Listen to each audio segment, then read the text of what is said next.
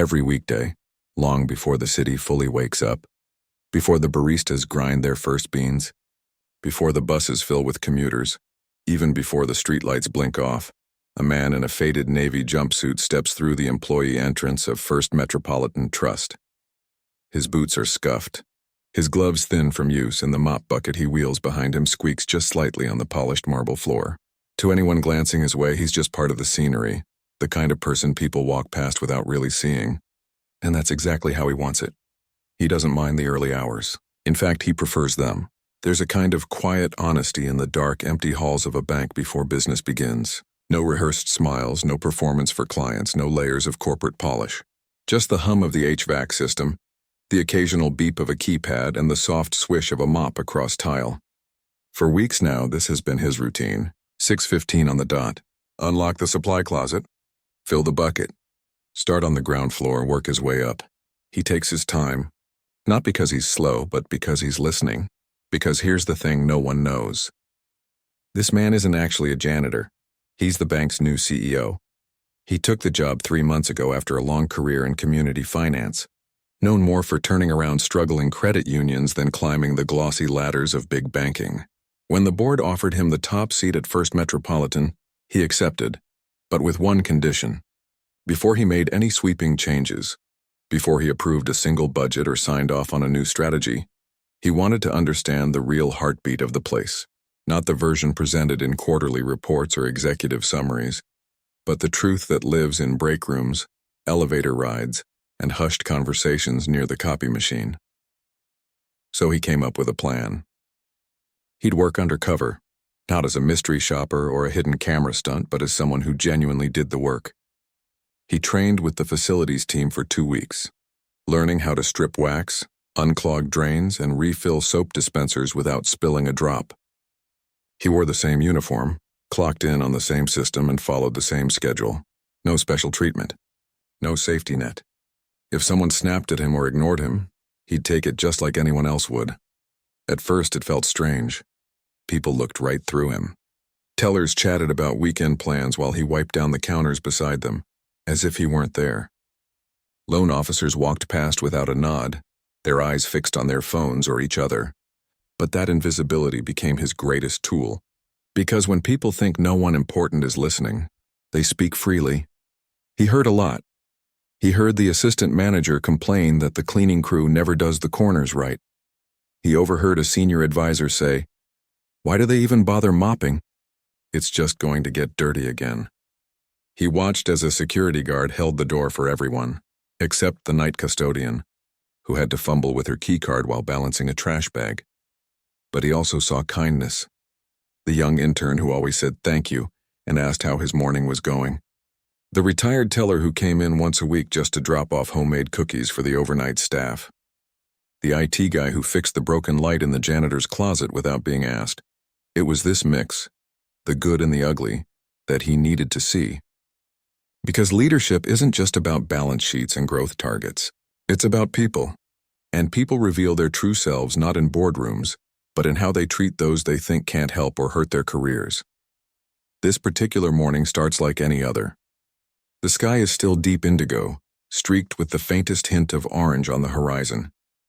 Inside the bank, the only light comes from the emergency exit signs and the soft glow of the security desk.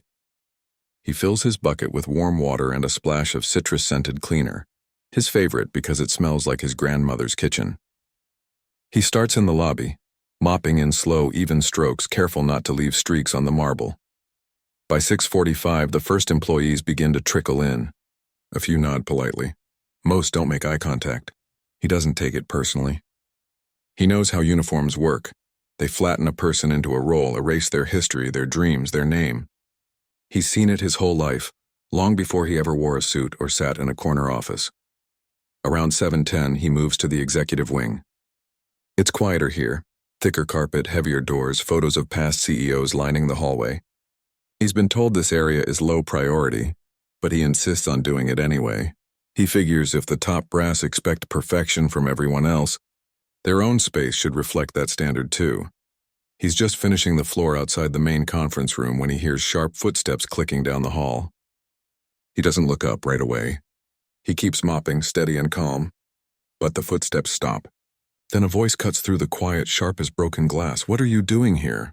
He straightens slowly, turning to face the man standing a few feet away.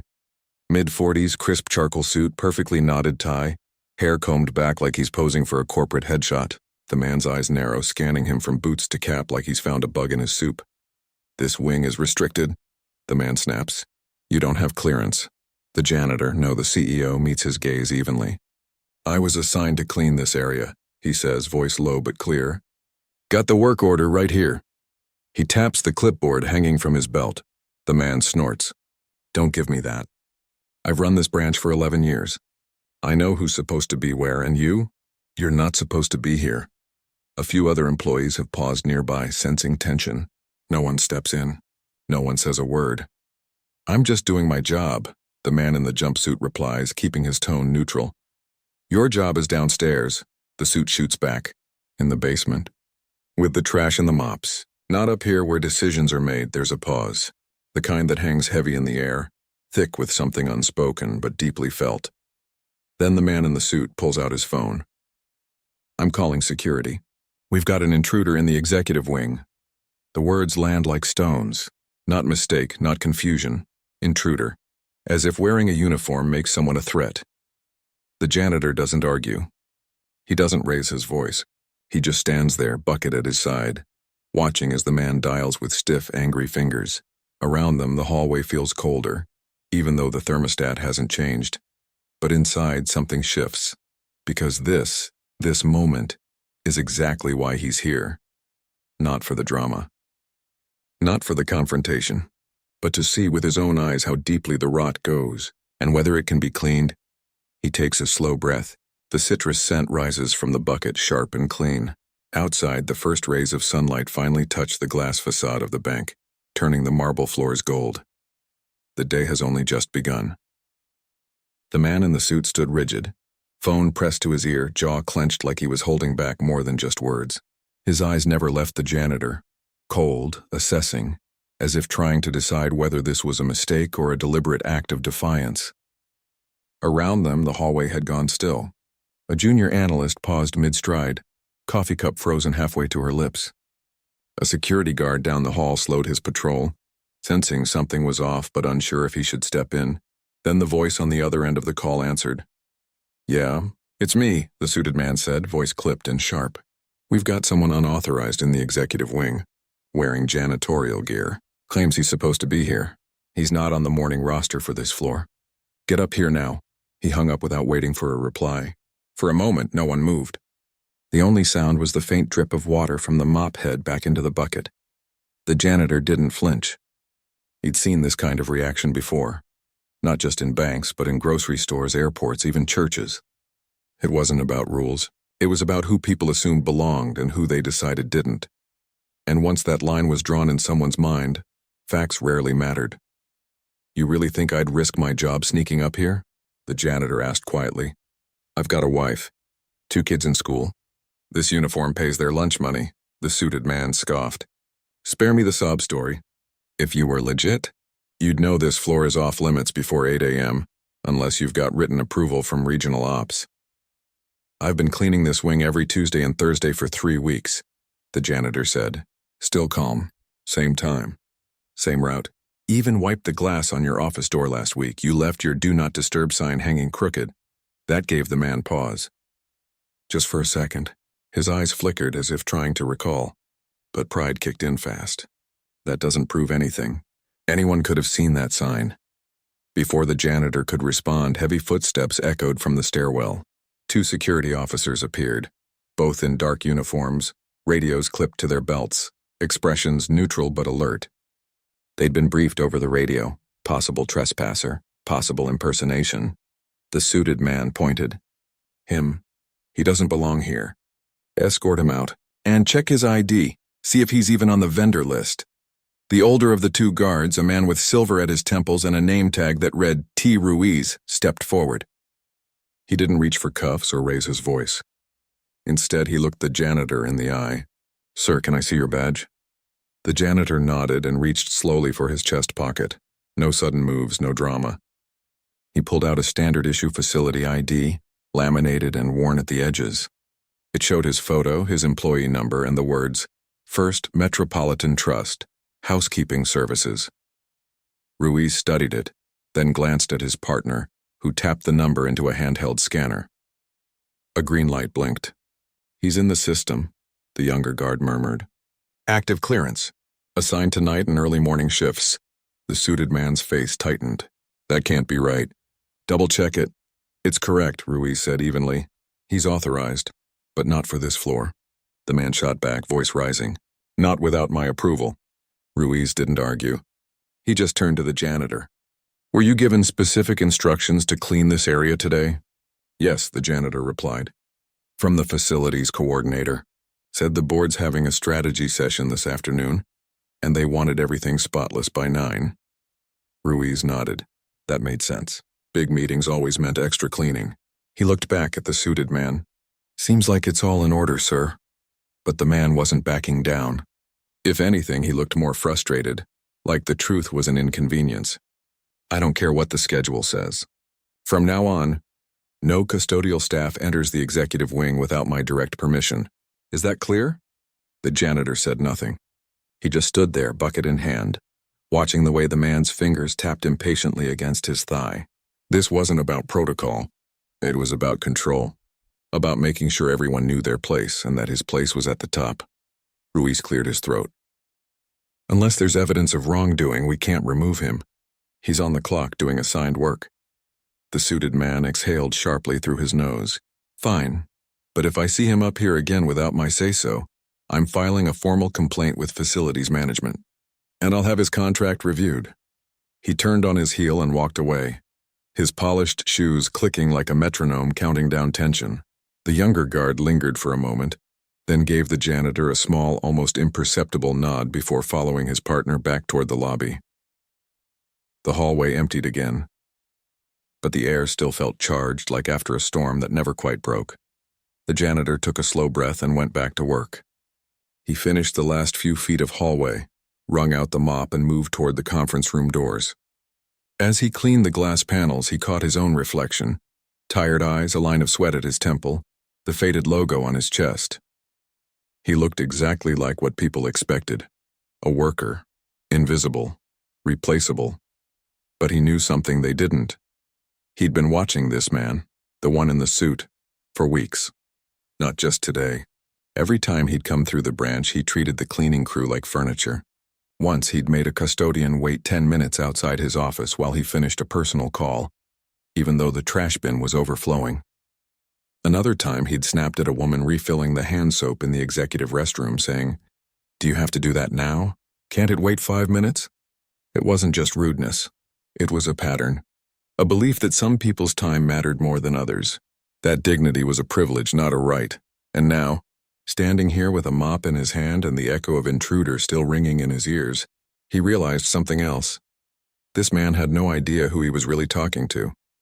Later that morning, as the bank came fully alive, tellers logging in, clients arriving, phones starting to ring, the janitor packed up his supplies. He wheeled his cart back to the utility closet, hung up his gloves, and clocked out. But before he left, he stopped by the break room. On the bulletin board, tucked between flyers for carpool groups and lost umbrellas, was a printed org chart. He looked at it for a long time. There, near the top under Regional Operations Management, was a photo. The same sharp suit, the same cold eyes. He didn't smile. He didn't feel triumphant. What he felt was resolve. Because leadership isn't just about making decisions from a corner office. It's about seeing people, really seeing them, and holding space for their humanity no matter what uniform they wear. And if the person in charge couldn't do that, then maybe it was time for a change. He walked out into the morning sun, the city buzzing around him. The day wasn't over, not by a long shot. But the real work, the kind that mattered, was just beginning. The next morning arrived with the same quiet rhythm as all the others. Gray light creeping over rooftops, delivery trucks rumbling down side streets, the first birds calling from bare branches. But inside the bank, something had shifted. You could feel it in the air, like the hush before a thunderstorm. People moved a little slower, spoke a little softer, glanced over their shoulders more than usual. Word had spread not in loud announcements, but in whispers over coffee, in quick text during bathroom breaks, in the way eyes met and then looked away. The man in the suit, the one who'd called the janitor an intruder, walked in at 7:45 sharp, as always. He adjusted his cufflinks, nodded stiffly at the security desk, and headed straight for his office without a word to anyone. But his usual confidence seemed thinner today, stretched tight over something uneasy. He kept checking his phone, jaw working like he was grinding down a bitter pill. He didn't know it yet, but today would be different. The janitor arrived at 6:15, same as always. Same boots, same bucket, same quiet presence. He didn't look around nervously or act like he was waiting for something. He just got to work. But this time, when he turned down the hallway toward the executive wing, he didn't hesitate. He pushed his cart right up to the conference room doors, the very spot where he'd been confronted the day before, and began wiping down the baseboards. Within 20 minutes, the suited man appeared again. This time he wasn't alone. He had 2 junior managers trailing behind him, folders tucked under their arms, faces carefully neutral. He stopped short when he saw the janitor. "You're still here?" he said, voice low but edged with disbelief. "I'm on shift," the janitor replied without looking up. "Got 3 floors to finish before 9. The suited man's hands clenched at his sides. "I told you, this area is off limits unless I approve it." "Facilities schedule says otherwise," the janitor said calmly. "And security confirmed it yesterday." That seemed to ignite something. The man stepped closer, voice dropping to a harsh whisper. "Don't test me. I've dealt with people like you before. You think you can just show up wherever you want, act like you belong. I do belong," the janitor said, finally meeting his eyes. "I work here, just like you." The words hung in the air. The 2 junior managers exchanged glances but said nothing. One of them actually took a half step back. The suited man's face flushed. "You don't know who you're talking to." "I know exactly who I'm talking to," the janitor said.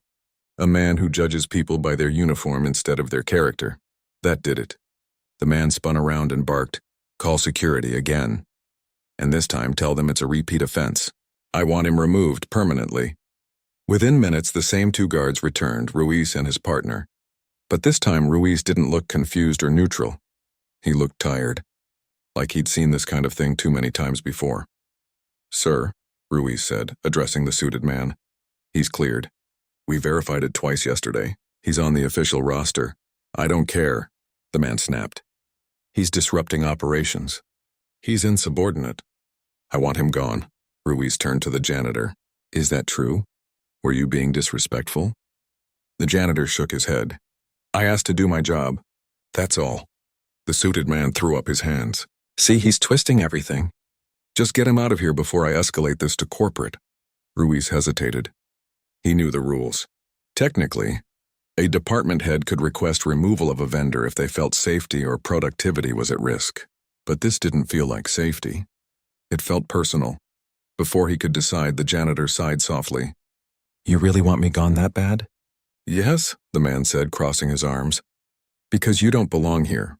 The janitor nodded slowly. Then, without drama, without anger, he reached into the inner pocket of his jumpsuit. Not the one with his ID, but a smaller, hidden seam near his chest. He pulled out a slim black lanyard. On it hung a single badge. It wasn't plastic. It wasn't laminated like the janitorial ID. It was thick, matte black with silver lettering and a subtle embossed seal in the corner, the bank's official crest. At the top, in clean, bold type, it read, Chief Executive Officer. Below that, a photo. The same face, the same calm eyes. But now, framed in authority, silence crashed down like a dropped shelf. The junior managers froze. Ruiz's eyebrow shot up. Even the younger guard took a sharp breath. The suited man stared, then blinked, then stared again as if his eyes were playing a trick on him. His mouth opened, but no sound came out. His face went from red to pale in seconds, like someone had flipped a switch inside him. The janitor, no, the CEO, held the badge steady. "You're right," he said quietly. "I don't belong here. As a janitor. Because I'm not one." He paused, letting the truth sink in. "I've been walking these halls for 3 weeks. Mopping floors, emptying trash. Listening to how people talk when they think no one important is around. I've heard you call the night crew lazy. I've watched you ignore the cafeteria staff when they say good morning. And yesterday you called me an intruder because I was wearing a uniform." The suited man took a stumbling step back, shaking his head slightly, like he was trying to wake up from a bad dream. "I didn't." He started, then stopped. What could he say? Deny it? Pretend he hadn't done exactly what he'd done? The CEO didn't raise his voice. He didn't gloat. He just looked at the man with something deeper than anger. Disappointment. "You asked who I was talking to. Now you know. But more importantly, I know who you are." Ruiz cleared his throat gently. "Sir, do you need us to—" "No," the CEO said, slipping the badge back into his pocket. "But thank you for doing your job with fairness, even when it wasn't easy." He turned to the two junior managers who looked like they wanted to disappear into the carpet. "You both work hard. I've seen it. Keep leading with respect, especially for those who can't return the favor." Then he looked back at the man in the suit. "We'll talk later. In my office."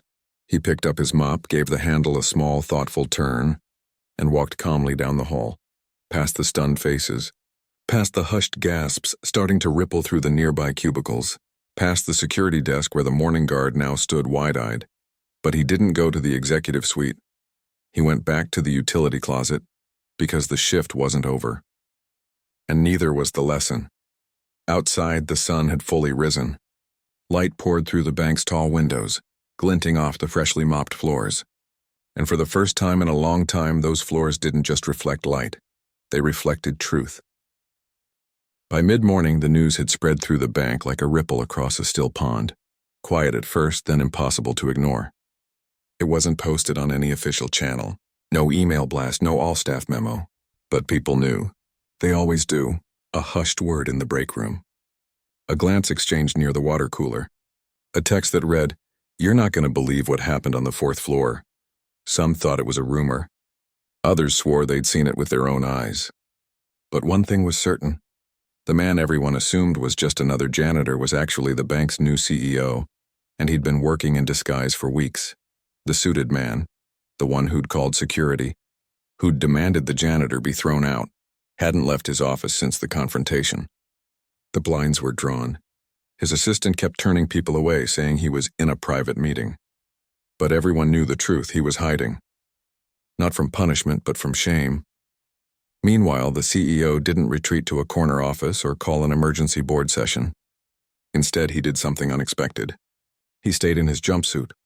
He finished his shift. He wiped down the last of the handrails, refilled the paper towel dispensers in the restrooms, and even helped a new intern figure out how to unjam the coffee machine in the staff lounge.